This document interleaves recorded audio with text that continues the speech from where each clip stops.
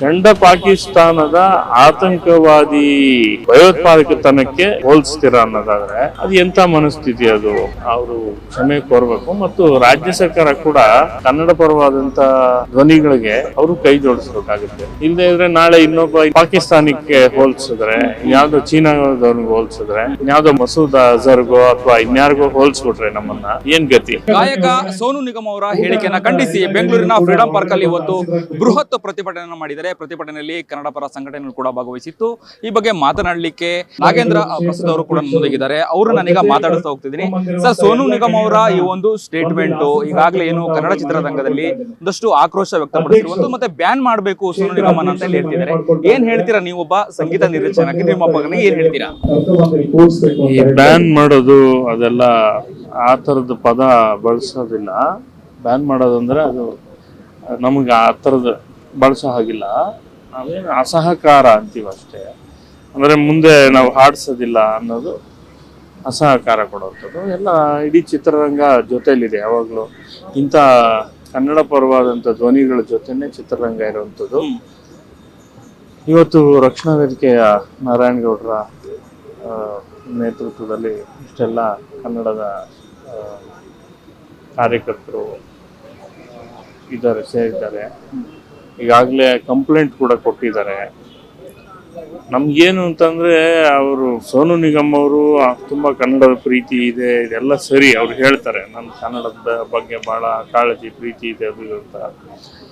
ಆ ಥರದೊಂದು ಸಂಗೀತ ಕಚೇರಿ ನಡೆಯುವಾಗ ಮೊದಲಿಗೆ ಕನ್ನಡಕ್ಕೆ ಪ್ರಾಶಸ್ತ್ಯ ಕೊಡಬೇಕಿತ್ತು, ಕನ್ನಡ ಹಾಡುಗಳನ್ನೇ ಹಾಡಬೇಕಾಗಿತ್ತು.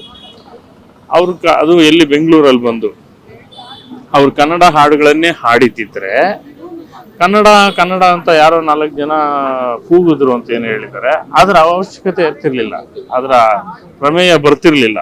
ಹಾಗಾಗಿ ಅಂದ್ರೆ ಅವ್ರು ಅಲ್ಲೇ ಆರಂಭದಲ್ಲೇ ಅದೊಂದು ತಪ್ಪು ಮಾಡಿದ್ದಾರೆ ಅಂತ ಅರ್ಥ. ಕನ್ನಡ ಹಾಡುಗಳನ್ನ ಹಾಡಬೇಕಿತ್ತು.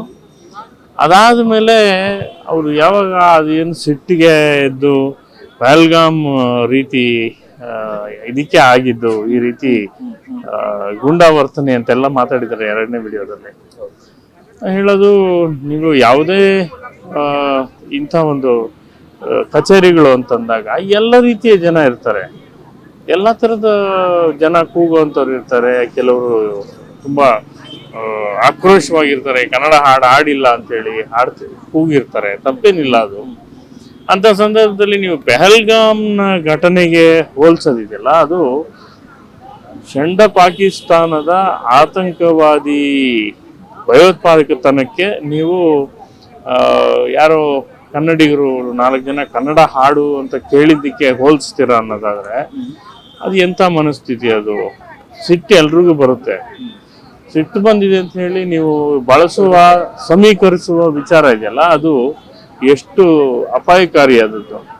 ಹಂಗಾದ್ರೆ ಆತಂಕವಾದಿನ, ಒಬ್ಬ ಭಯೋತ್ಪಾದಕನ, ಹಾಗೆ ಕನ್ನಡ ಅಂತ ಕೂಗಿದವನು ಭಯೋತ್ಪಾದಕನ ಅನ್ನೋ ಅರ್ಥ ಬರುತ್ತಲ್ವಾ. ಹಂಗಾಗಿ ಅವರು ಕ್ಷಮೆ ಕೋರ್ಬೇಕು. ಏನು ಪೊಲೀಸ್ ಕಂಪ್ಲೇಂಟ್ ಕೊಟ್ಟಿದ್ದಾರೆ, ಪೊಲೀಸರು ಕೂಡ ಅವ್ರ ಕೆಲಸ ಮಾಡ್ತಾರೆ. ಅವರು ಕ್ಷಮೆ ಕೋರ್ಬೇಕು ಮತ್ತು ರಾಜ್ಯ ಸರ್ಕಾರ ಕೂಡ ಇಂಥ ಕನ್ನಡ ಪರವಾದಂಥ ಧ್ವನಿಗಳಿಗೆ ಅವರು ಕೈ ಜೋಡಿಸ್ಬೇಕಾಗುತ್ತೆ.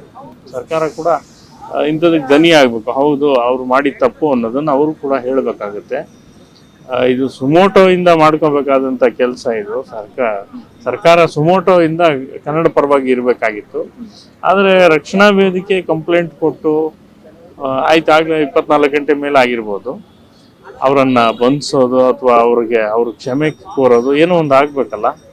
ಇಲ್ಲದೆ ಇದ್ರೆ ನಾಳೆ ಇನ್ನೊಂದು ಯಾವ್ದು ಪಾಕಿಸ್ತಾನಕ್ಕೆ ಹೋಲಿಸಿದ್ರೆ, ಯಾವ್ದೋ ಚೀನಾದವ್ರಿಗೆ ಹೋಲಿಸಿದ್ರೆ, ಇನ್ಯಾವುದೋ ಮಸೂದ್ ಅಜರ್ಗೋ ಅಥವಾ ಇನ್ಯಾರಿಗೋ ಹೋಲಿಸ್ಬಿಟ್ರೆ ನಮ್ಮನ್ನ ಏನ್ ಗತಿ? ಹಂಗಾಗಿ ಈ ತರದ ಬೆಳವಣಿಗೆಗಳು ಆಗ್ಬಾರ್ದು. ಓಕೆ, ಕ್ಷಮೆ ಕೇಳಬೇಕು ಸೋನು ನಿಗಮ್ ಅವರು ಒಂದ್ ಕಡೆ, ಕ್ರಮ ಏನು ಅಂತ ಹೇಳಿ ಅವ್ರ ವಿರುದ್ಧ ಕ್ರಮ ಏನ್ ತಗೊಂಡಿದ್ದೀರಾ? ಚಿತ್ರರಂಗ ಆಗಿರ್ಬೋದು ಅಥವಾ ನಿಮ್ಮ ಒಂದು ಅಸೋಸಿಯೇಷನ್ ಯಾವ ರೀತಿಯಾಗಿ ಕ್ರಮ ತೆಗೆದುಕೊಂಡಿದೆ ಅನ್ನುವಂಥದ್ದು, ಮುಂದಿನ ದಿನಗಳಲ್ಲಿ ಈ ರೀತಿಯಂತ ಹೇಳಿಕೆ ಕೊಡುವಂಥದ್ದು ಅದರ ವಿರುದ್ಧ? ನೋಡಿ, ಈಗಾಗಲೇ ಯಾವಾಗ ಈ ತರದೊಂದು ಘಟನೆ ನಡೀತೋ ಕೂಡಲೇ ಎಲ್ಲರೂ ಧ್ವನಿಯಾಗೂಡಿಸಿ ಸೋನು ನಿಗಮನ್ನ ಬಹಿಷ್ಕರಿಸಬೇಕು ಅಂತ ಅಂದ ಕೂಡಲೇ ಸಹಜವಾಗಿ ಚಿತ್ರರಂಗದ ಯಾರು ಕೂಡ ಸೋನು ನಿಗಮನ ಹಾಡಿಸ್ಲಿಕ್ಕೆ ಧೈರ್ಯ ಮಾಡೋದಿಲ್ಲ, ಮೊದಲನೇದು. ಎರಡನೇದು, ಈಗ ಇದೇ ಪ್ರಶ್ನೆ ನಾವು ಎಲ್ಲರಿಗೂ ಕೇಳಬೇಕಾಗುತ್ತಲ್ಲ, ನೀವು ಎಲ್ಲೂ ಕನ್ನಡ ಸೋನು ನಿಗಮ್ ಹಾಡು ಹಾಕಂಗಿಲ್ಲ ಅಂತ ಹೇಳ್ಬೇಕಾಗುತ್ತಲ್ಲ, ಅದೂ ಇದೆಲ್ಲ.